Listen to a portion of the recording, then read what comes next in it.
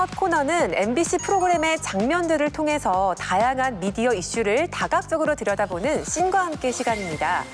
한 달간 탐나는 TV 위원들이 주목한 장면은 무엇일지 궁금한데요. 먼저 교양 부문에서 함께 이야기 나눌 씬부터 확인해 볼게요. 김선영 위원이 준비했죠? 네, 제가 골라본 씬은 6월 5일 방송된 어쩌다 하루의 한 장면입니다. 안녕하세요. 서울시 기술교육원이 뭐 하는 곳이에요? 예, 이곳은 청년층뿐만이 아니라 중장년층까지 기술을 배워서 취업 또는 창업을 원하는 분들에게 교육을 가리키고 운영되는 그런 교육기관입니다.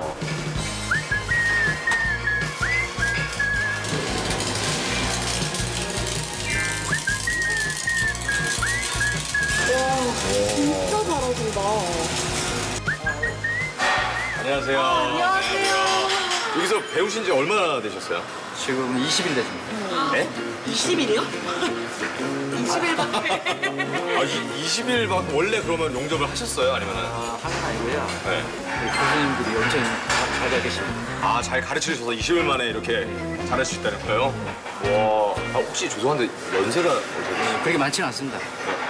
65세입니다. 60? 에? 아, 근데 웃긴 게, 그러니까 나이가 좀 어느 정도 있으신데 65세라는 얘기 듣고서는 얼굴을 봤는데 젊으세요, 되게. 네, 맞아요. 네. 그럼 어쩌다가 여기를 알게 되셔가지고 오시게 됐어요? 제가 엔지니어인데요. 다양한 부분에 네. 좀 자기개발을 하려고. 원래 엔지니어신데 용접을 또 따로 배우고 싶으셔가지고. 진짜 멋있으세요. 네. 더 열심히 하겠습니다. 네, 저희도 열심히 하겠습니다. 네, 감사합니다. 열심히 하겠습니다. 네, 이 씬을 선택한 이유가 궁금한데요. 제가 이제 골랐던 이 씬 같은 경우에는 에코세대인 준생이 기술교육원에 가서 나도 한번 기술을 배워볼까 이렇게 이야기하면서 찾아간 장면이었는데 여기에서 이제 은퇴 세대의 이야기가 함께 담겨서 되게 인상적이었는데 노년층이 이런 노동과 자기개발에 대해서 꾸준히 관심을 가지고 지식 습득을 필요로 한다라는 어떤 시대의 변화를 되게 잘 보여준 장면이었고 시청자들도 이게 단순히 젊은 사람들만 배우는 것이 아니네라고 또 인식의 자연스러운 변화를 유도하는 장면이라고 생각해서 긍정적으로 생각을 했습니다. 네, 다른 위원들은 이 씬 어떻게 보셨어요? 청년 실업 문제도 있지만 노년 실업 문제도 역시 심각한 상황이잖아요. 게다가 이제 100세 시대라고 말하는 것처럼 기대 수명이 높아진 상황에서 은퇴를 하고 나서 그 이후에 무엇을 준비할 것인가 이것이 굉장히 중요한 문제가 됐는데요.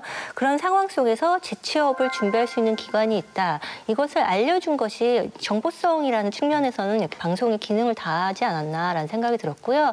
또한 동시에 이런 걸 알려주면서 이렇게 새롭게 인생을 시작할 수 있다. 새로운 것을 배울 수 있다라는 어떤 격려의 차원도 된다고 생각을 하거든요.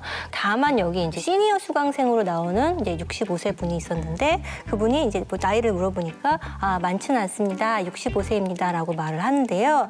이제 청년들이 하면서 과하게 놀라는 리액션이 있었어요. 근데 사실 말씀하신 것처럼 65세는 그렇게 많은 나이도 아니고 아직 충분히 활동할 수 있는 젊은 나이고 실제 현장에서 활동하시는 분들도 많이 있기 때문에 그냥 당연하게 65세도 그 이상도 일할 수 있다라는 것을 보여주는 리액션이었으면 더 좋지 않았을까라는 생각입니다.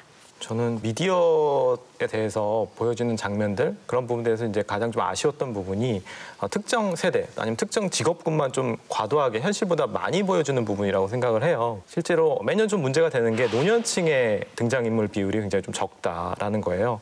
특히 드라마에서는 실제 인구 구성상 10%를 차지하는 70세 이상의 노인의 비중이 실제로 한 2%에 불과하다라고 지적이 되고 있어요. 게다가 최근에 이제 방송 트렌드를 보면 노년층에 대한 이미지가 라떼는 마리아라는 표현처럼 굉장히 획일화돼 있고 좀 풍자화돼 있는 부분이 좀 아쉽거든요. 그런데 이런 상황에서 이제 노년층에 대해서 반드시 이제 앞뒤 꽉 막힌 꼰대 이미지가 아니라 뭔가 이제 자기 개발 측면에서 있어서는 젊은 세대 못지않게 굉장히 뜨거운 열정과 열린 자세를 가지고 있다라는 부분을 좀 잘 보여준 그런 부분이 좀 돋보였다라는 생각이 듭니다. 네, 그렇다면 노년층의 현실을 담아낸 방송 중에 기억에 남는 장면이 있을까요? 저는 작년 6월에 방송된 뉴스데스크의 로드맨 코너 노인을 위한 일자리는 없다라는 짧은 보도에 약간 주목을 해봤는데요. 이 보도를 보면 초반에는 뭐 시니어 모델이나 시니어 기자로 다양한 분야에서 활발하게 아직도 직장 생활을 이어가는 그런 노년층들이 나와요.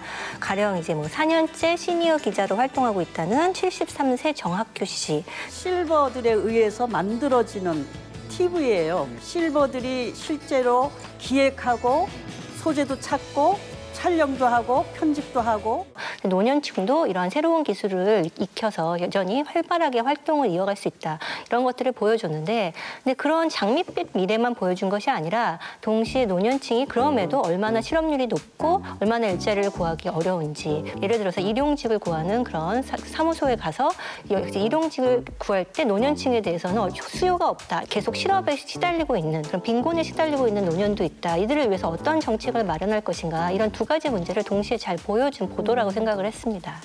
저는 조금 이제 타사 프로그램 중에 오래됐지만 아주 인기 있었던 꽃보다 할배가 가장 좀 기억에 남아요. 왜냐하면 이게 이제 흥미 위주가 아니라 정말로 노년층이 할 수 있는 여가 문화에 대한 인식을 좀 바꿔줬다는 생각이 들어요. 우리가 배낭여행하면 흔하게 뭐 젊은 세대의 전유물처럼 생각이 되지만 그 프로그램을 통해서 노년층도 충분히 노년층만의 스타일로 뭔가 여가생활, 배낭여행을 할 수 있다는 가능성을 보여줬고 실제로 나이가 드신 분들이 배낭여행을 가는 문화가 마련이 되기도 했거든요. 그래서 우리가 꼭 드라마나 뭐 보도에서 노년층을 굉장히 좀 수동적이고 정체된 이미지로 볼 것이 아니라 문화 여가생활에 있어서는 이제 세대 구분 없이 노년층도 충분히 그들만의 문화로 즐길 수 있다는 가능성을 보여줘서 저는 굉장히 좀 인상 깊었고 의미가 사회적으로 좀 있었다라는 생각이 들어요. 네, 이어서 다음 씬 확인해 볼게요. 예능 부문에서 함께 이야기 나눌 씬은 박현주 위원이 준비했죠? 네, 제가 준비했습니다. 저는 6월 12일 방송된 나 혼자 산다의 장면들을 골라봤습니다. 원조 꿀벅지입니다. 강호동 씨? 강호동 선배님이. 배우 유희 배우님 환영합니다. 꿀벅지. 안녕하세요.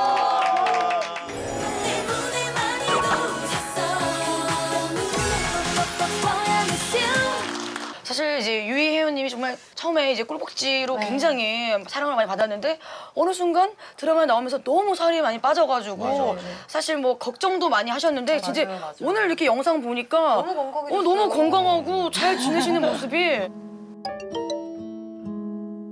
애프터스쿨 때는 저희 멤버들이 굉장히 좀 마르고 길고 그러잖아요. 근데 제가 이제 신입생으로 딱 들어갔을 때 초반에는 꿀벅지라는 이미지로 굉장히 사랑을 받았지만 또 반면으로는 또 아닌 분들이 있었고 제가 또 데뷔한 지 얼마 안 됐기 때문에 그런 악플이나 이런 거에 굉장히 조금 스트레스를 받았었어요.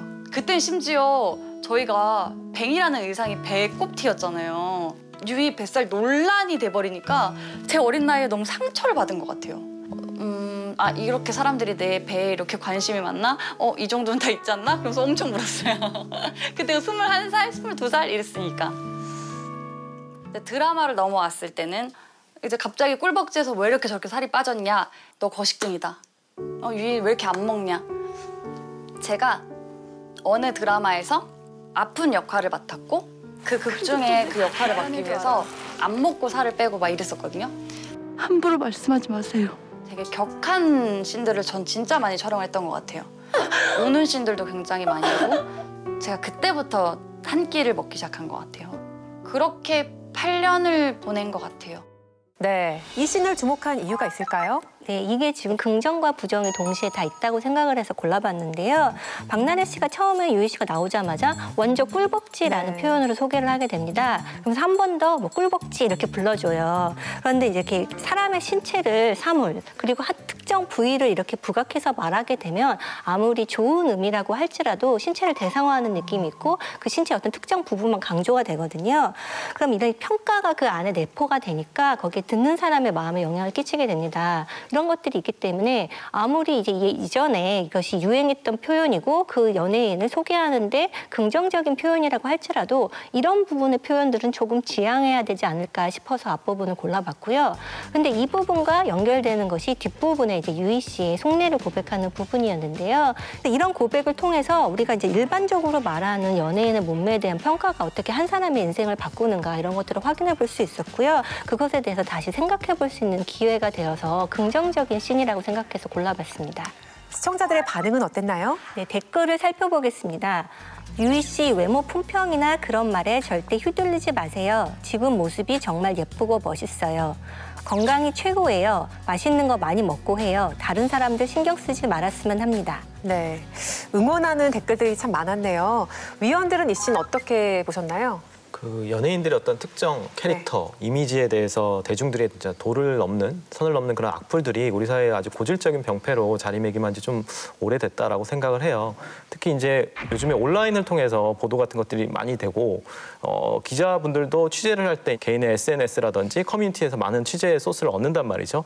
그러다 보니까 어떤 뉴스의 가치 같은 것들에 크게 신경 쓰지 않고 단순하게 어떤 클릭수를 올리기 위해서 가십성, 선정성 이런 부분들에만 초점을 맞춰서 보도를 하다 보니까 실질적으로 이런 악플러들이라든지 루머를 유포하시는 분들이 활발하게 활동할 수 있는 그런 장을 마련해 주는데 저는 언론이 암묵적으로 동조했다라고 생각을 합니다. 네. 저도 그 말씀에 되게 좀 동의를 하는 게 개인이 이겨내는 게 되게 중요하지만 사실 사회적 기준이라고 하는 것들 그리고 정말 남의 몸에 대해서 정말 함부로 품평하는 것들 그리고 좀 왜곡된 미의 기준을 만들어내는 것들 이런 좀 사회적 맥락을 고치는 게 저는 훨씬 더 중요하다고 생각했습니다. 네. 그럼에도 불구하고 이제 긍정적으로 짚어볼 부분은 이제 이 대화를 나누기 전에 유희 씨가 폴댄스를 연습하는 장면이 많이 나오는데 우리가 미디어에서 그 여성의 폴댄스를 추는 장면은 운동의 측면보다는 여성의 몸매를 부각하는 방식으로 굉장히 흔하게 소비되어 온 가장 대표적인 분야거든요.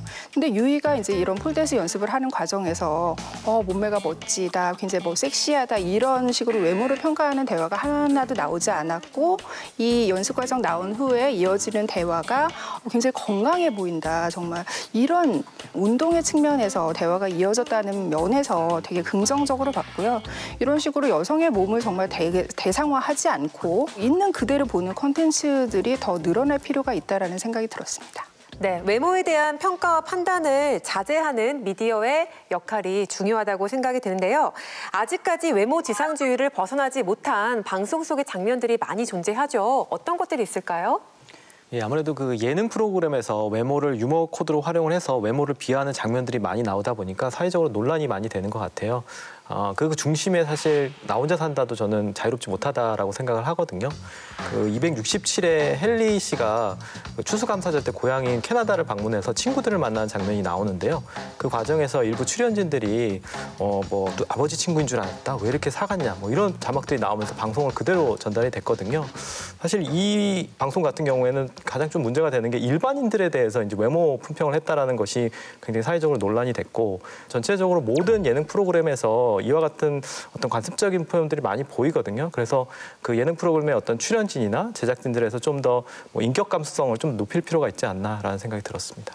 저는 2017년에 라디오스타에서 그 제목 자체가 굿걸 굿바디 특집이었어요. 근데 거기서 이제 도입부 멘트를 할 때 김구라 씨가 미친 몸매를 자랑하는 김사랑 씨라는 그런 코멘트를 썼었고 이제 몸매 종결자라는 자막을 썼어요. 사실 언론에서도 굉장히 관습적으로 많이 쓰는 어휘들인데 그러니까 저는 이것이 되게 잘못됐다고 생각을 해요. 이제 어쨌든 그 외모에 대해서 뭔가 그거를 되게 중요한 것처럼 평가한다는 것부터가 되게 잘못이기도 한데 그것이 뭔가 되게 당연한 몸, 원래 우리가 가졌어야 되는 몸처럼 이야기하는 것이 되게 잘못된 부분이 아닌가 생각했습니다. 네.